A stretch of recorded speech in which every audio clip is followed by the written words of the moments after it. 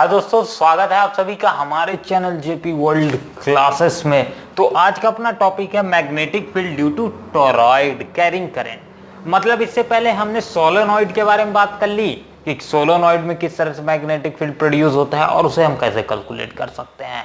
अब उसी का जस्ट नेक्स्ट फेज आता है टोरॉइड। टोरॉइड क्या होता है सबसे पहले ये समझ लेते हैं। टोरॉइड, अगर हमारे पास जो सोलेनॉइड है उस सोलेनॉइड को हम एक सर्कुलर क्लोज्ड रिंग में कन्वर्ट कर दें तो वही बन जाएगा अपना टोरॉइड। मतलब कुछ इस तरह से, ये मेरे पास क्या है, एक टोरॉइड। ठीक, मैंने क्या किया, सोलेनॉइड को एक सर्कुलर रिंग पे रोटेट कर दिया।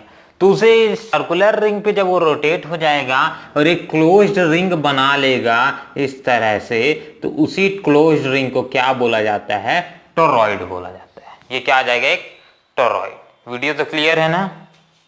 चलो ठीक, तो टोरॉइड और सोलेनॉइड में ज्यादा कोई अंतर नहीं है। इसके इक्वेशंस भी ना आप कई हद तक सेम टू सेम ही देखोगे टोरॉइड और सोलेनॉइड के। बस फर्क इतना रहेगा कि एक सर्कुलर रिंग के लिए है और एक वो किसके लिए, ओपन सर्किट के लिए, ओपन टाइप का है। ठीक है ना? वैसे तो वो भी एक क्लोज, हर चीज जो बनेगा, अगर हम एम्पियर सेकेंडरी लॉ का यहाँ कैसे भी करके इस्तेमाल करते हैं तो एक चीज हमेशा दिमाग में धरने वाली है, रखने वाली है कि सारी की सारी चीजें क्लोज लूप में होनी चाहिए। तो आप वो उस तरह से, एक तरह से तो फ्रीली है बट वो भी क्लोज है, क्योंकि हमने क्या किया था, एक एक स्पीयर से वो बना था, एक एक रिंग से बना था। ठीक है, उस रिंग को क्या करते जाते थे हम, इंटीग्रेट करके ऐड कर दिए थे पिछली बार, इस बार भी वही करेंगे। तो चलो, तो एक सोलेनॉइड के बाद एक टोरॉइड की बात करते हैं। तो टोरॉइड का एक सबसे पहले एक साइड में डायग्राम बना लेता हूं, फिर स्टार्ट कर देते हैं। तो टोरॉइडल में एक डायग्राम आ जाएगा कुछ इस तरह से। मतलब एक आर रेडियस का मैं क्या बना देता हूं, टोरॉइड बना देता हूं। अब उसका मैं क्या उसको क्या ले लेता हूं, एक चीज हमेशा ध्यान रखना है कि सर्कुलर होगा। ठीक, टोरॉइड क्या होता है, सर्कुलर होता है। अब इसकी रेडियस, सर्टेन रेडियस ले लेता हूं, सर्टेन रेडियस है आर ले लेते हैं, कंपोज करके चलते हैं। इसका रेडियस क्या है, आर। ये वाला एंड से करंट ट्रांसफर हो रहा है, ये वाले एंड से वापस करंट, सारा का सारा करंट कलेक्ट हो रहा है। ठीक है, मान लेते हैं इसका टोरॉइड में कितना करंट फ्लो हो रहा है, आई करंट फ्लो हो रहा है। अगर किसी भी सर्किट में करंट फ्लो हो रहा है तभी हम मैग्नेटिक फील्ड उसका निकाल पाएंगे।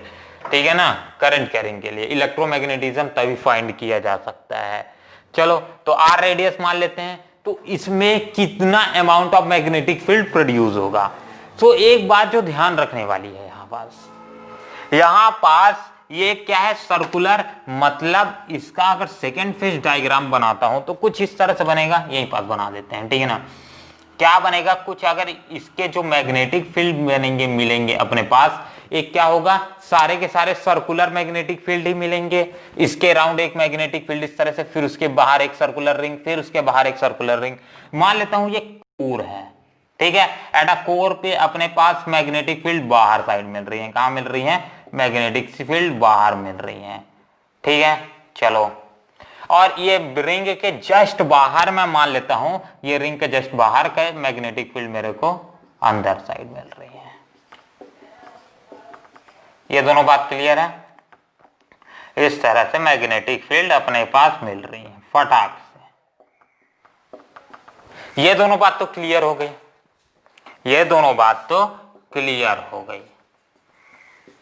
बट एक बात जो यहां पास सबसे ज्यादा जरूरी समझने वाली है, दैट जो हमारा magnetic field at a instant किसी भी एक सर्कुलर रिंग पे देखूं तो मैग्नेटिक फील्ड क्या होगी, कांस्टेंट होगी।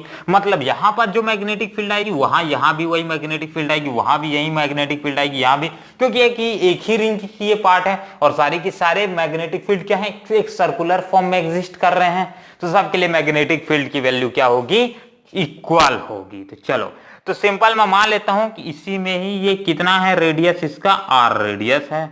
ठीक है, रिंग का रेडियस क्या मान लेता हूं, आर रेडियस पे अपन निकाल रहे हैं मैग्नेटिक फील्ड। तो सिंपल मैं इसी के according magnetic field is equal to क्या लिख सकता हूं, तो magnetic field integration of B into D L. ठीक है, वेक्टर फॉर्म में लेते हैं, तो B into D L is equal to, और इसी को सिंपल लिखता हूं तो B into D L, B into D L cos of theta. यही होता है। B into D L cos of theta. तो थीटा की वैल्यू यहाँ क्या आ जाएगी, ऐसा थीटा की वैल्यू यहाँ पास आ जाएगी 0। थीटा की वैल्यू क्यों आ जाएगी 0, क्यों आ रही है, क्योंकि मैंने बोला हर एक रिंग पे भैया अपने पास क्या होगा, मैग्नेटिक फील्ड तो कांस्टेंट होगा। मतलब यहां अगर मैं बात करता हूं इस पॉइंट पे, तो यहां पास मैग्नेटिक फील्ड बी का भी डायरेक्शन इधर ही साइड होगा और डीएल का भी डायरेक्शन इधर ही साइड होगा। मतलब बी और डीएल इन दोनों के बीच का जो एंगल यानी थीटा की वैल्यू है वो 0 होगी, क्योंकि वो एक ही दोनों क्या होंगे, एक ही डायरेक्शन पे होंगे, क्योंकि एक सर्कुलर रिंग है टाइप का है ये स्ट्रक्चर और हर एक पॉइंट पे मैग्नेटिक फील्ड क्या है, कांस्टेंट है। तो थीटा की वैल्यू क्या हो जाएगी 0। तो सिंपली इसी इक्वेशन को और थोड़ा सा लिखता हूं तो मैं integration of B into DL लिख सकता हूं cos of theta, theta is equal to 0। ठीक, तो cos of 0 is equal to 1। तो इस वैल्यू पे क्या आती है, मैक्सिमम आता है मैग्नेटिक फील्ड। ठीक है, एम्पियर सेकेंडरी लॉ से हम लिख सकते हैं। चलो यहां तक तो क्लियर हो गया। अब ये जो मैग्नेटिक फील्ड अपने पास एट अ इंस्टेंट आया ये वाला एक पॉइंट पे, ठीक है, ये कितना मैग्नेटिक फील्ड, ये मैग्नेटिक फील्ड दो चीजों की इक्वल होगा। एक तो किसके इक्वल होगा, थ्रू एम्पियर सेकेंडरी लॉ से जो हम लिखते हैं म्यू नॉट इनटू आई। ठीक है, mu naught absolute permittivity and current के इक्वल होगा एम्पियर सेकेंडरी लॉ से, ये पहला चीज। और दूसरा किसके इक्वल होगा उसको सबसे पहले देख लेते हैं। तो B into D L is equals to, ये एक चीज के और इक्वल होगा कि कितना अमाउंट ऑफ मैग्नेटिक फील्ड एक सर्कुलर रिंग में प्रोड्यूस हो रही है उसके, और सेकेंडली इक्वल होगा कि कितने, मतलब उसका जो एक आर रेडियस के थ्रू अपने पास कितने, मतलब आर रेडियस में कितना अपने पास, आर रेडियस के कितने रिंग है इसके ऊपर भी डिपेंड करेगा। मतलब कितने रिंग का रेडियस क्या है, एक रिंग जो मेरे पास बना वो रिंग का रेडियस क्या है, जिस रिंग के हिसाब से मैं निकाल रहा हूं इस रिंग का रेडियस क्या है, तो उसके रेडियस के सरकमफ्रेंस के ऊपर डिपेंड करेगा। हाँ भाई, सरकमफ्रेंस के ऊपर तो डिपेंड करेगा कि यहां हर एक पॉइंट पे कितना मैग्नेटिक फील्ड आएगा। तो दूसरा पॉइंट किसके, सरकमफ्रेंस के ऊपर डिपेंड करेगा। तो सरकमफ्रेंस कितना होता है, circumference is equal to 2 pi R होता है। ठीक है ना, जो आर कंसीडर करके चलते हैं वही आर आ जाएगा। क्लियर है, इसका एक फटाक एक से स्क्रीनशॉट ले लो फिर आगे बढ़ जाते हैं। ठीक हो गया, तो इसे इक्वेशन 1 मान लो। मतलब ये सरकमफ्रेंस के तो इक्वल आएगा ही, इसके ऊपर लिख लेना ना, क्या लिखेंगे, circumference of circle. Magnetic field दो चीजों के इक्वल हो गए, एक तो ये magnetic field into circumference of circle, मतलब जो अपन रेडियस सर्कल के चल रहे हैं, जिस रेडियस का सर्कल के चल रहे हैं उसके इक्वल होगा पहली चीज। और ये तो इसे इक्वेशन 1 मान के चल रहे हैं। दूसरा according two ampere secondary law, जो एम्पियर सेकेंडरी लॉ से लिखेंगे according two ampere secondary law, ampere secondary ACL लिख लो ना, ठीक है ना। एम्पियर सेकेंडरी लॉ से हम क्या लिख सकते हैं, अपन लिख सकते हैं B into D L is equals to B mu not into I. ठीक है, म्यू नॉट इंटू आई लिख सकते हैं, ये वाली वैल्यू लिख सकते हैं। बट एक चीज यहां पास और कंसिडर करना पड़ेगा, क्या कंसिडर करना पड़ेगा कि कितने अपने पास, इसमें बहुत सारे, जैसे एम्पियर सेकेंडरी लॉ अपन लेके चलते हैं तो अगर उसमें कोई सर्कुलर रिंग प्रेजेंट रहती है तो सारे सर्कुलर रिंग को हम क्या करते चलते हैं, एज अ कंस्टिट्यूट करते चलते हैं, मतलब उन सबको ऐड करते चलते हैं, तो उन सबको भी कंसिडर किया जाता है। तो मान लेता हूं इसमें पूरे टोरॉइड भर में n नंबर ऑफ क्या है, n number of circular ring आ जाएंगे। तो करंट किसके इक्वल होगा, करंट इक्वल होगा total number of, total into किसके, टोटल नंबर ऑफ रिंग्स। ठीक है, या फिर बोलो टोटल नंबर ऑफ रिंग, ठीक, इनटू आई। अब इसके इस वैल्यू के इक्वल होगा, ये दोनों वैल्यू के इक्वल होगा। और सिंपली इसी को और क्या लिख सकते हैं, B into D L is equal to mu not into total number of rings मान लेते हैं n है। ठीक है, एक डिफरेंशियल पे मान लेते हैं, एक स्टेट पे अपने पास n नंबर है रिंग्स हैं। ठीक है, n नंबर इंटू क्या आ जाएगा, n नंबर 2 पाई आर, कितने रिंग है, 2 पाई आर के रिंग है। ठीक है ना, अपन मान तो लेते हैं n नंबर ऑफ रिंग है, इसमें n नंबर ऑफ रिंग है, बट एक चीज और कंसिडर करके चलना पड़ेगा कि उन सब का सरकमफ्रेंस क्या है, ये चीज तो कंसिडर करना भी पड़ेगा ना। कि अगर मान लेते हैं एक रिंग मैं यहां पास ले लेता हूं कोई सा भी एक रिंग, बट मुझे उसका एन नंबर मैं बोल देता हूं कि इतने से इतने तक के बीच में अपने पास एन नंबर ऑफ रिंग्स हैं, बट मैंने ये बताया ही नहीं कि उसका सरकमफ्रेंस क्या है, तो ये क्या हो जाएगा, एज ए इक्वेशन पूरा गलत हो जाएगा। क्योंकि अपने को तो हर एक रिंग का सरकमफ्रेंस, मान लो मैं कंसीडर कर रहा हूं एक टोरॉइड, तो इन सब में हर एक रिंग का सरकमफ्रेंस सेम ही आएगा, ठीक है ना, सरकमफ्रेंस तो सेम आएगा, बट वो सरकमफ्रेंस है क्या ये तो लेना ही पड़ेगा। तो इसीलिए 2 पाई आर, और सेकेंडली ये सब इक्वल होंगे आर, मतलब ये सब इनटू हो जाएंगे, मल्टीपल्स में आ जाएंगे करंट के। तो सिंपल ये आ जाएगा अपना इक्वेशन 2, इक्वेशन 1 और इक्वेशन 2 मिल चुका है, ठीक। तो अब फ्रॉम इक्वेशन 1 एंड 2 से क्या लिख सकते हैं, फ्रॉम इक्वेशन 1 एंड 2 से अपना दोनों साइड के क्या LHS साइड तो इक्वल है, तो सिंपली मैं क्या लिख सकता हूं, integration of, from equation 1 and 2 लिख लेता हूं, फ्रॉम इक्वेशन 1 एंड 2, इक्वेशन 1 और 2 से, ठीक, 1 एंड 2, तो क्या लिख सकते हैं, B into DL is equals to, पहला तो mu not into N into 2 pi R into I, एक तो ये चीज लिख सकते हैं, इज इक्वल्स टू, इस वैल्यू का भी इक्वल्स टू है, ये वैल्यू क्या है, दोनों के LHS दोनों साइड के इक्वल हैं, तो इसको क्या लिख सकता हूं, ये वाला भी वैल्यू लिख सकता हूं 2 पाई आर। चलो, तो अब इन दोनों वैल्यूज में जो जो चीजें कट हो रही हैं उन सबको क्या कर देते हैं, कट कर देते हैं सबसे पहले। तो यहाँ 2 पाई आर, यहाँ भी 2 पाई आर कट। तो सिंपली अपने पास फाइनली इन दोनों वैल्यूज से क्या इक्वेशन मिल जाता है, एक फाइनल इक्वेशन मिल जाता है जो है अपना B is equals to mu N I. अपने पास जो एक दो चीजों के लिए मिला था, एक सोलोनॉइड के लिए मिला था और एक टोरॉइड के लिए। सोलोनॉइड के लिए भी सेम टू सेम यही इक्वेशन मिला था और टोरॉइड के लिए भी यही इक्वेशन मिला है, बस दोनों में फर्क इतना है कि उसमें हमने एज ए सरकमफ्रेंस को कंसीडर नहीं किया था, बट ये क्या है, एज ए एक सर्कुलर रिंग, एक क्लोज रिंग फॉर्मेशन हो रहा है, तो यहाँ कंसीडर करना पड़ेगा। तो यहाँ ये इक्वेशन आ गया, इसको फटाक से स्क्रीनशॉट ले लो, इसके बाद ऊपर में एक जगह लिख देते हैं, ठीक, ये वाला रफ कर देता हूँ, यहीं पास साइड में लिख देते हैं। ये वाला इक्वेशन अभी थोड़ा सा और सॉल्व होगा, ये फाइनल इक्वेशन अपने पास कुछ इस तरह से आ जाएगा, म्यू नॉट इंटू एन आई, इस तरह से है। तो यहाँ n जो होगा वो n इज इक्वल्स टू क्या हो जाएगा, 2 पाई आर। वहां क्या होता था, n is equals to n by l होता था, बट यहाँ ऐसा नहीं होगा, यहाँ थोड़ा सा इक्वेशन में चेंजेस होगा, क्योंकि अपन हर एक रिंग, हर एक सर्कुलर के लिए निकाल के चले और ऊपर से सरकमफ्रेंस लेके चले, ठीक है ना, सरकमफ्रेंस। तो n is equals to 2 pi r और इंटू आई, ये आ जाएगा, ये वाला फाइनल इक्वेशन है, ठीक है ना। दोनों का इक्वेशन सेम टू सेम रहेगा, इसलिए कंफ्यूज मत होना। तो एक बार फटाक से इसका स्क्रीनशॉट ले लो, फिर आगे बढ़ जाते हैं। हो गया, चलो,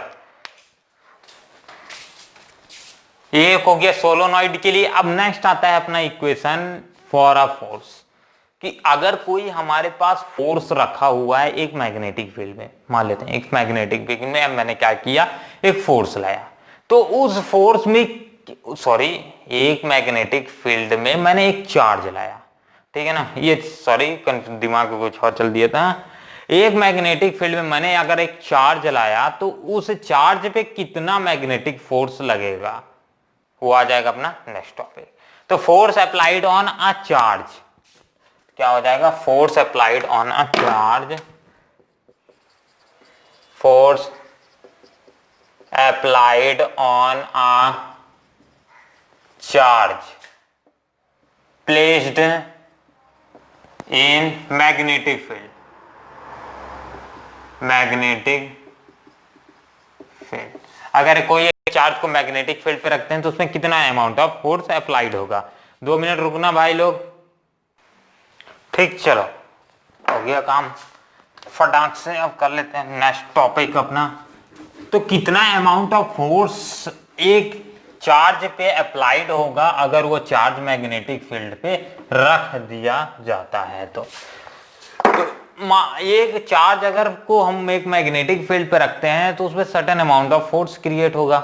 एक तो किसके कारण, एक तो मैग्नेटिक फील्ड के कारण, और दूसरा हो सकता है कि अगर दो चार्जेस रखे हों तो वो दोनों एक दूसरे चार्जेस के कारण आप खुद ही फोर्स एक्सपीरियंस करें। तो सिंपल एक केस देख लेते हैं जिसमें एक सिंगल चार्ज रखते हैं। अगर एक सिंगल चार्ज मैं रखता हूं, मान लेता हूं Q+ चार्ज मैं रखता हूं, तो उसमें क्या प्रोड्यूस होगा, एक अगर उसके अराउंड मैं मान लेता हूं मैग्नेटिक फील्ड B है, ठीक है ना, मैग्नेटिक फील्ड B इधर साइड अप्लाइड हो रही है, तो और उस चार्ज की वेलोसिटी V इधर साइड है, ठीक है, मैग्नेटिक फील्ड का डायरेक्शन इधर साइड है, चार्ज की वेलोसिटी का डायरेक्शन इधर साइड है, तो इसके बीच में जो एंगल बनेगा उसे थीटा, ठीक है, थीटा कंसीडर कर लेते हैं। और मान लेते हैं फोर्स कहां प्रोड्यूस हो रहा है, at a force up side में प्रोड्यूस हो रहा है। तो इस पूरे सिस्टम को हम रिप्रेजेंट कर सकते हैं एक फॉर्मूला से, जो इसका डेरिवेशन हम अपने कोर्स में नहीं है, ठीक है ना, इसको रिप्रेजेंट किया जा सकता है QV इंटू बी, ठीक, QV इंटू बी से रिप्रेजेंट किया जा सकता है।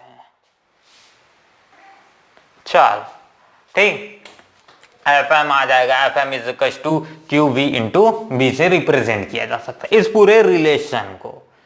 और यहां जो Fm है इसे मैग्नेटिक फोर्स कहा जाता है, मैग्नेटिक फोर्स कहा जाता है। और इस पूरे के पूरे सेटअप को हम रिप्रेजेंट कर सकते हैं as in a vector form, क्योंकि डायरेक्शन तो अपने पास क्या आएगा, डायरेक्शन जो भी आएगा वो वेक्टर फॉर्म में ही आएगा, पहली बात तो ये। तो इस वेक्टर फॉर्म को अगर हम थोड़ा सा सॉल्व करते हैं और इसको लिखते हैं तो VQB इंटू साइन थीटा आ जाएगा, ठीक है ना। जो ये थीटा की वैल्यू आ जाएगी, ये क्या होता है, angle between velocity of charge and magnetic field. Magnetic field और चार्ज की वेलोसिटी किधर साइड हो रही है, उन दोनों के बीच में डायरेक्शन बनेगा, उस डायरेक्शन को हम थीटा कंसीडर करते हैं। तो ये दोनों इंपॉर्टेंट फॉर्मूला है, एक इसको कंसीडर कर लो या तो इसको कंसीडर कर लो, दोनों इंपॉर्टेंट है, ठीक है ना। तो ये बेस्ड है किसके ऊपर, ये भी बेस्ड है राइट हैंड थंब रूल के ऊपर, ठीक है ना, राइट हैंड थंब रूल। अगर right hand thumb rule apply करते हैं हम, तो हम मैग्नेटिक फोर्स का डायरेक्शन भी निकाल सकते हैं। इससे पहले मैंने क्या बताया था, राइट हैंड थंब रूल का लगा के हम मैग्नेटिक फील्ड का डायरेक्शन निकाल सकते हैं। यहां राइट हैंड थंब रूल का लगा के अप्लाइड करके हम मैग्नेटिक फोर्स का भी डायरेक्शन निकाल सकते हैं। किस तरह से, इस वाले डायरेक्शन में फिलहाल कुछ समझ नहीं आ रहा है मेरे को, ठीक है ना, फिलहाल कुछ समझ नहीं आ रहा है। चलो एक और सिंपल सा डायग्राम ले लेते हैं, ठीक है ना। मान लेता हूं यहां पास मेरे पास एक चार्ज रखा है, ये चार्ज की वेलोसिटी किधर साइड है, मान लेते हैं मैग्नेटिक फील्ड का डायरेक्शन B इधर साइड है, चार्ज की वेलोसिटी V इधर साइड है, ठीक है ना। और तो फोर्स का, मैग्नेटिक फोर्स का डायरेक्शन किधर साइड होगा, तो सिंपल अपना राइट हैंड लो, ठीक है ना। ये थंब का डायरेक्शन जिधर साइड आएगा यही अपना क्या बन जाएगा, मैग्नेटिक फोर्स का डायरेक्शन। तो अपने को मूव कहां करना है, अपने को मूव करना है थ्रू वेलोसिटी, थ्रू मूव करना है मैग्नेटिक फील्ड की डायरेक्शन में। तो मैग्नेटिक फील्ड का डायरेक्शन जस्ट अंदर साइड आ जाएगा। एक चीज और, V इंटू बी होता है, क्या होता है, V इंटू बी। V यानी V से B जाना है अपने को, कोई B से B मत चले जाना, ठीक है ना। वेलोसिटी से हमेशा मैग्नेटिक फील्ड जाना है अपने को। तो वेलोसिटी किधर साइड है, इधर साइड है, ठीक है ना। मैग्नेटिक फील्ड क्या है, मान लेता हूं इस पॉइंट पे मैग्नेटिक फील्ड है अंदर साइड, ठीक है ना, अंदर साइड है मैग्नेटिक फील्ड इस पॉइंट पे। तो मैं क्या जाऊंगा, V से B जाऊंगा तो मेरे को फोर्स का डायरेक्शन भी क्या मिल जाएगा, इधर ही साइड मिल जाएगा, Fm का डायरेक्शन भी इधर ही साइड मिल जाएगा। अभी भी क्लियर नहीं हुआ कई लोगों को, चलो फिर भी एक बार और ट्राई मारते हैं, इस बार थोड़ा सा और आसान कर देते हैं, इसी इक्वेशन को थोड़ा सा और आसान कर देते हैं, आप क्लियर हो ही जाएगा। मान लेता हूं इस तरह से मेरा मैग्नेटिक फील्ड सारे के सारे पॉइंट्स पे क्या है, अंदर साइड है, ठीक। कोई एक पॉइंट ले लेता हूं, यहां पास मैं मान लेता हूं एक चार्ज रख दिया, +Q चार्ज मैंने रख दिया। इसकी वेलोसिटी मैंने क्या कर दी, वेलोसिटी को मैंने कर दिया ऊपर साइड, ठीक है, क्या कर दिया मैंने, वेलोसिटी को ऊपर इधर साइड कर दिया, ठीक है ना, मेरे लेफ्ट हैंड साइड में कर दिया। अब मेरे को बोला मैग्नेटिक फील्ड का डायरेक्शन निकालो। सिंपल, मेरे को जो ये कर्ली का डायरेक्शन जाएगा, पहली बात तो ये जो हैंड के फिंगर्स का डायरेक्शन है इसको क्या रखना है आपको, कुछ इस तरह से। थोड़ा सा मेरे को प्रॉब्लम जा रही है बताने में, एक काम करते हैं, इसको इधर साइड ले लेते हैं, वेलोसिटी का डायरेक्शन इधर साइड ले लेते हैं, तो आपको दिखेगा भी। अब मेरे को जो अपने फिंगर्स का डायरेक्शन है उसको रखना है एट अ वेलोसिटी के डायरेक्शन में, ठीक है। अब ये थंब को मेरे को ध्यान देना है। उससे पहले एक चीज और, जो मैग्नेटिक फील्ड का डायरेक्शन है, जैसे मैग्नेटिक फील्ड का डायरेक्शन ये पूरे पॉइंट्स पे क्या है, अंदर साइड है, तो मेरे को अपने फिंगर्स को अंदर साइड ले जाना है। तो मैं अंदर साइड ले गया, फिर मेरे थंब का डायरेक्शन अभी भी ऊपर है, तो मेरा फोर्स का डायरेक्शन क्या आ जाएगा, इधर साइड आ जाएगा, मैग्नेटिक फोर्स का डायरेक्शन इधर आ जाएगा। सिंपली यही केस, अगर वेलोसिटी इधर साइड होती तो मेरा डायरेक्शन इधर साइड आ जाता इस तरह से, और मैं अंदर साइड जाता और मेरे फोर्स का डायरेक्शन क्या आ जाता, इधर साइड आ जाता। क्लियर है? यहां से एक और इजी से सेटअप ले लेते हैं जिसमें और आसान हो जाएगा आपके पास, ठीक, और आसान हो जाएगा। मान लेता हूं मेरे पास एक सर्कल है, एक सर्कुलर रिंग है, ठीक है, ये बेस्ट है, इससे पक्का समझ आ जाएगा जिसको अभी तक भी समझ नहीं आया है, ठीक है। एक सर्कुलर रिंग है, मान लेता हूं इस पॉइंट पे यहाँ पूरे के पूरे मैग्नेटिक फील्ड क्या है, अंदर साइड है, ठीक है ना। अंदर साइड क्यों ले रहा है भाई बार बार, चलो फिर बाहर पे भी कंसिडर कर लेंगे एक आध दो क्वेश्चन में, ठीक है ना। पूरे के पूरे फील्ड में क्या है, अंदर साइड मैग्नेटिक फील्ड है। अब इस पॉइंट पे मेरे को क्या निकालने हैं, मेरे को निकालना है वेलोसिटी भाई, हाँ, वेलोसिटी का डायरेक्शन इधर साइड है। एक चीज का डायरेक्शन आपको एग्जाम में दिया ही रहेगा, ठीक, मैं फिर क्या है इसका, वेलोसिटी का डायरेक्शन या दिया रहेगा या तो मैग्नेटिक फील्ड का डायरेक्शन दिया रहेगा, ठीक। मैग्नेटिक फील्ड का तो डायरेक्शन देगा ही, ठीक है ना। किसका डायरेक्शन दिया रहेगा, या तो वेलोसिटी का दिया होगा या तो मैग्नेटिक फोर्स का दिया होगा, मैग्नेटिक फोर्स। सिंपल सा है, तो मेरे पास क्या है, जो इधर साइड मेरा जाएगा वेलोसिटी, उधर साइड में फिंगर रखूंगा और जस्ट अंदर, तो मेरा फोर्स का डायरेक्शन क्या आ जाएगा, जस्ट इधर साइड, एफएम का डायरेक्शन इधर साइड आ जाएगा। नेक्स्ट इसी पॉइंट पे निकालते हैं, तो इस पॉइंट पे वेलोसिटी का डायरेक्शन क्या हो जाएगा, इधर साइड हो जाएगा, ठीक है। तो वेलोसिटी का डायरेक्शन अगर इधर साइड, तो मेरा फोर्स का डायरेक्शन इधर साइड, फोर्स का डायरेक्शन एफएम इधर साइड। सेकंड यहां से पास ले लेते हैं वेलोसिटी का डायरेक्शन इधर साइड, तो मेरे जो पास फोर्स का डायरेक्शन किधर साइड आ जाएगा, जस्ट मेरे को इधर साइड लेना है, इसको क्या लेना है, इधर साइड लेना है, और मेरे को फोर्स, अरे भाई थोड़ा सा प्रॉब्लम कर रहे हैं, तो ये वाला फोर्स का डायरेक्शन है इधर साइड आ जाएगा, मैं हाथ बनाते नहीं बना, ये जस्ट इधर साइड ले लूंगा, ऐसे समझ आई बात। इसको अंदर साइड ले जाऊंगा तो मेरा फोर्स का डायरेक्शन क्या आ जाएगा, जस्ट इधर साइड, एफएम का डायरेक्शन इधर साइड। उसी तरह से यहां पास भी निकालूंगा तो फोर्स एफएम का डायरेक्शन इधर साइड और वेलोसिटी का डायरेक्शन इधर साइड आ जाएगा। इसका जस्ट अपोजिट लोगे तो सारी चीजें अपोजिट हो जाएंगी। ये समझ आया, ये वाले एग्जांपल से तो फिलहाल समझ आ ही गया होगा। एक चीज इसमें इंपॉर्टेंट है जो ध्यान रखना है कि दैट नेगेटिव चार्ज के अगर निकालता हूं, अगर यहां मेरे पास पॉजिटिव की जगह नेगेटिव चार्ज दिया होता है, माइनस क्यू चार्ज दिया है, ठीक है, तो मेरा फोर्स का डायरेक्शन भी ना बदल जाएगा। अभी फोर्स का डायरेक्शन जो इधर साइड आ रहा था, राइट हैंड थंब रूल ही अप्लाई करना है यहां भी, बट अगर मैं इस वाले फॉर्मूला पे लगाता हूं इसी पे, तो मेरा फॉर्मूला क्या आ रहा था, फोर्स का डायरेक्शन भी ऊपर आ रहा है, बट नेगेटिव चार्ज होने के कारण फोर्स का डायरेक्शन नीचे साइड कंसिडर किया जाता है, ठीक है ना। फॉर नेगेटिव चार्ज फोर्स का डायरेक्शन जस्ट अपोजिट हो जाता है पॉजिटिव चार्ज के, ठीक। ये अगर नेगेटिव चार्ज, तो इसका भी एक अलग से एग्जांपल ले लो। चलो ये तीनों केस समझ आए। अब एक इंपॉर्टेंट सा केस है इसमें कि किस पॉइंट पे एट अ मैक्सिमम होगा मैं अपना मैग्नेटिक फील्ड, किस पॉइंट पे मिनिमम होगा, किस पॉइंट पे जीरो होगा, ये सारी चीजें। तो अगर अपने पास थीटा की वैल्यू, अगर मान लेते हैं चार्ज मूव कर रहा है पैरेलल डायरेक्शन पे, ठीक है ना, पहला लिख लो, पहला condition parallel, parallel PARRALLP and anti parallel, ठीक। एंटी पैरेलल और एंटी पैरेलल का एक कंडीशन ले लो। अगर मैं मान लेता हूं मेरे पास जो चार्ज हैं वो पैरेलल मूव कर रहे हैं, चार्ज मतलब मैग्नेटिक फील्ड का डायरेक्शन भी इधर ही साइड है, तो वेलोसिटी का डायरेक्शन भी इधर ही साइड है, तो उस समय थीटा की वैल्यू क्या होगी, जीरो होगी। और एंटी पैरेलल की कंडीशन में थोड़ा सा उल्टा हो जाएगा और थीटा की वैल्यू क्या हो जाएगी, 180 हो जाएगी, क्योंकि एंटी पैरेलल में क्या होता है, मैग्नेटिक फील्ड का डायरेक्शन इधर साइड है, तो अपने पास जो उसका डायरेक्शन आएगा किसका, वेलोसिटी का, वो जस्ट अपोजिट आ जाएगा। तो ये क्या आ जाएगा, एंटी पैरेलल का डायरेक्शन आ जाएगा। एंटी पैरेलल का हमेशा ध्यान रखना उल्टा आएगा। तो इन दोनों केसेस के लिए अपनी एफएम की वैल्यू क्या आ जाएगी, एफएम साइन ऑफ जीरो रखोगे तो भी एफएम जीरो ही आ जाएगा। ठीक है, साइन ऑफ जीरो क्या होता है, sine of zero is equals to 0, ठीक। साइन ऑफ 180 वो भी 0, तो ये भी क्या आ जाएगा, एफएम की वैल्यू पहले केस के लिए 0 आ जाएगा, पैरेलल में हो या एंटी पैरेलल में हो। तो उस समय अपने पास कोई भी मैग्नेटिक फोर्स प्रोड्यूस नहीं होगा, ये पहला कंडीशन आ जाता है। सेकेंड कंडीशन में क्या होगा, अगर मान लेता हूं थीटा की वैल्यू 90 है, मतलब थीटा की वैल्यू क्या है, एट अ राइट एंगल है, जो अपने पास वेलोसिटी का डायरेक्शन है, वेलोसिटी का डायरेक्शन कुछ इस तरह से है, ठीक है, वेलोसिटी का डायरेक्शन क्या है, कुछ इस तरह से है, और फोर्स का डायरेक्शन, सॉरी, मैग्नेटिक फील्ड का डायरेक्शन इधर साइड है।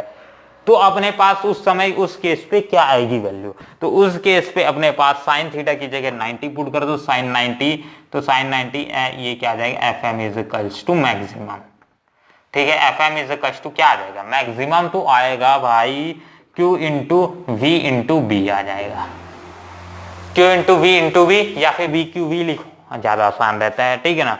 तो समय क्या आ जाएगी, इसकी वैल्यू मैक्सिमम आ जाएगी।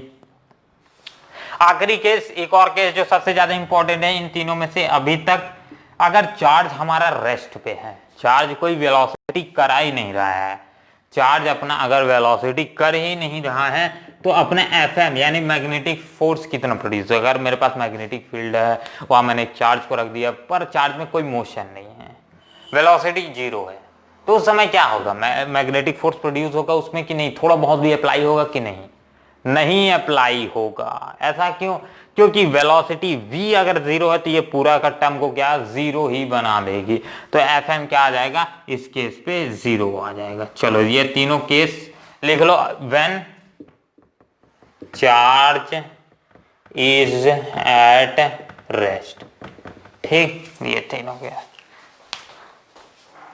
कंप्लीट। चलो तो भाई लोग बस ये लेक्चर यहीं तक, और मिलते हैं अगले लेक्चर पे, जहां हम फोर्स ऑन अ रिंग, मतलब डिफरेंट अभी जो एग्जांपल लिए थे फोर्स का अपने पास समझने के लिए, उसी तरह से अपन क्या करेंगे, बहुत सारे लेंगे, ठीक, बहुत सारे और डेरिवेशन बाकी है, बहुत सारे इसके क्वेश्चन बाकी है। तो नेक्स्ट लेक्चर पे मिलते हैं जहां हम और करेंगे कुछ और क्वेश्चन सॉल्व। धन्यवाद और मिलते हैं अगले लेक्चर पे। जय हिंद, जय भारत।